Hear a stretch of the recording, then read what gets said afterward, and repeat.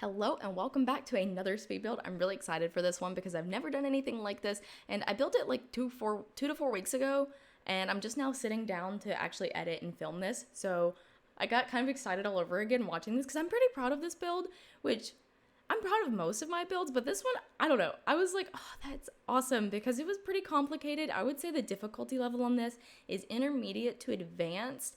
So be warned, if you do try to build a boathouse, it takes some patience, unfortunately, because it was actually a pretty quick speed build, but I felt like I kept getting tripped up on some things and like had to go back and edit the shelves that I did to, yeah, it was a process. It was also pretty tricky because you can't delete a foundation, so the first level of this house is actually the second floor.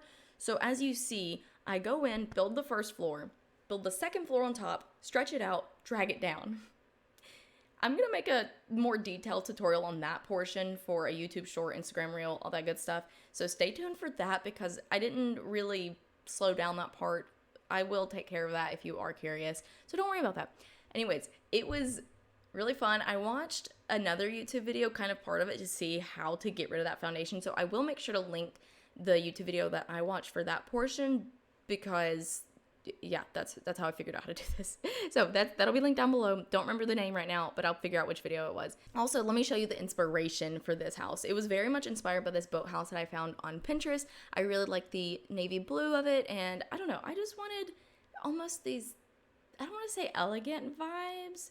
I don't know. So the bottom portion of this house, in case you haven't figured this out yet, it is shelves that have been sized up to create the like faux bottom of this houseboat. And the tricky part about this is that pier doesn't actually work to get onto the boathouse. I'll eventually add a ladder onto the end of the house, which is how your Sims get in and out of the house. So it's a little bit sneaky, but it worked. And that was frustrating trying to figure out how to get that part to work because the pier is technically on level 1 of the house and the first floor is level 2. So you can't connect those two floors because they're technically 2 different levels. It was really frustrating. I had to keep going back into live mode, testing it, live mode. Yeah, it was a lot. Also, on the little balcony on the first floor where it comes out and there's the slanted post, those are the seasons like posts that they have. I don't remember which section it is in the buy catalog, but it's not normal columns. So I took those columns and I actually used the tool mod to put it at is it a 45 degree angle? I don't remember. No, that's not a 45. I don't remember what degree angle it was, but I ended up not showing that on video because that was the first time I've ever used the tool mod. I actually downloaded the tool mod specifically for this video because I love the inspiration image and I knew that I really wanted the slanted post. So I was like, you know what? I'm just going to screw it. I'm going to download the tool mod. I'm going to figure it out.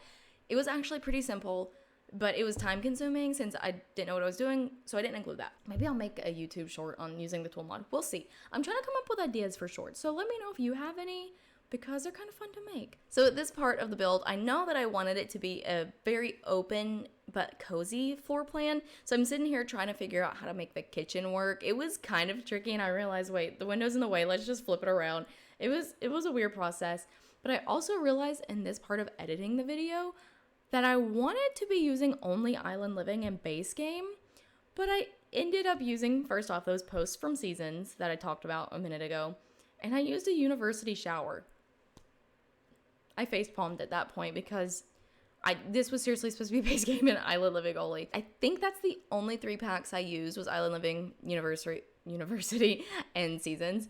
I hope. So I really wanted to tie the blues in from that really pretty barn door into the bathroom. So I tried to bring in some blue rugs and blue furniture, and I think it turned out really well. Honestly, this is 100% either my dream home or dream vacation home. Can't decide.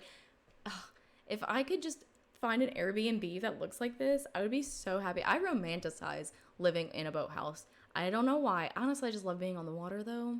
That probably has something to do with it. But this house is such a dream. I love it. I'm really excited for the new wedding pack because I'm really hoping that they add honeymoons because this would be such a cute honeymoon spot.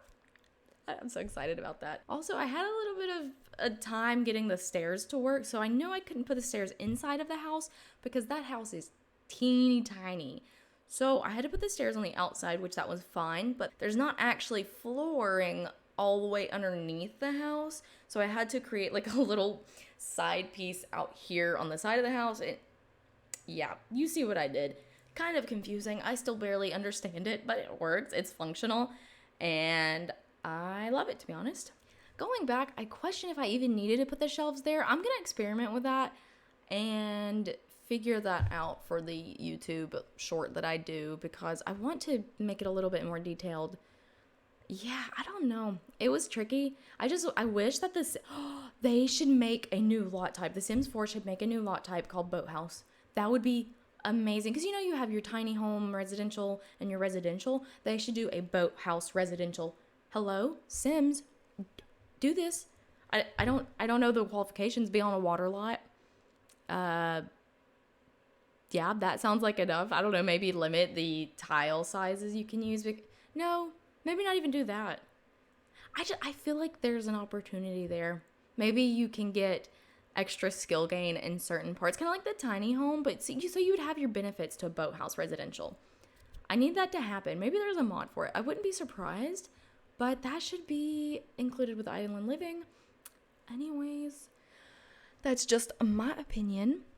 So with this house, I really wanted to have a couple of living spaces since it is so tiny. The living room's tiny, the bedroom's tiny, and we just have this huge balcony. I thought this balcony was the perfect place to use that very large Island Living coffee table, because it's honestly too large for any of my builds, because I build smaller living rooms and it doesn't fit ever.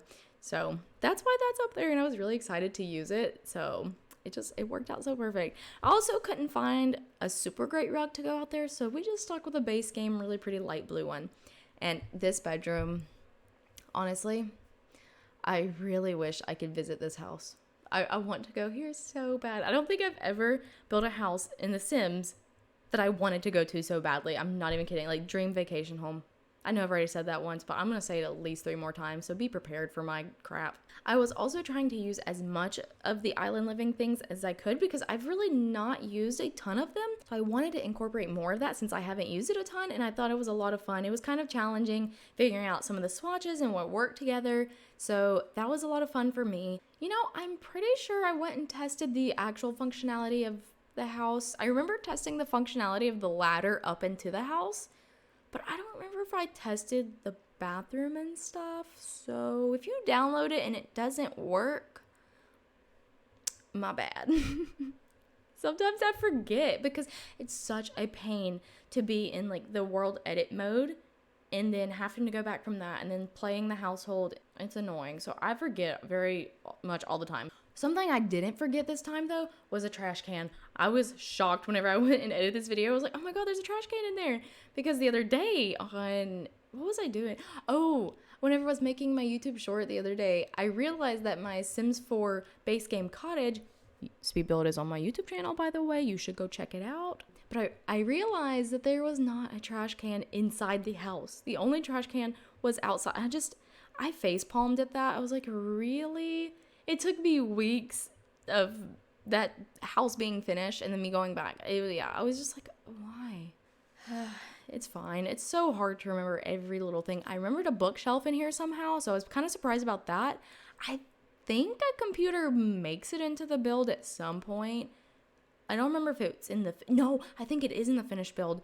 I just added it after I finished filming the speed build, if I'm not mistaken. Pretty sure that might be on the gallery with a computer, maybe. Also, since I was trying to use only base game and Island Living, even though I didn't, I was trying to, I was really struggling with the clutter. I wish base game had more clutter. It's so annoying. So all those open shelves, I felt like were kind of empty, so I was doing my best out there.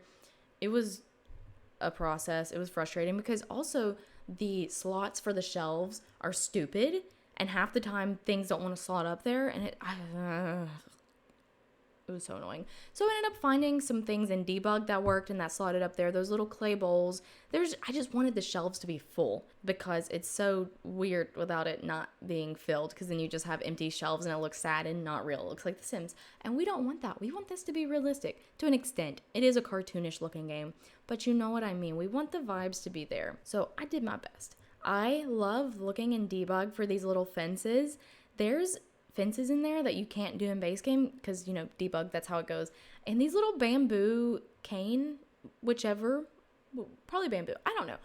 Those fences I thought were just really cute and really perfect. So I went ahead and used those, and I like the way it kind of curves up to the pier. I just liked it a lot. It made me very happy. My goal for landscaping this house was trying to make it look like it blended in with the island as much as it could, and then the pier and the boathouse were almost kind of a separate thing. Maybe someone parked their vacation home there.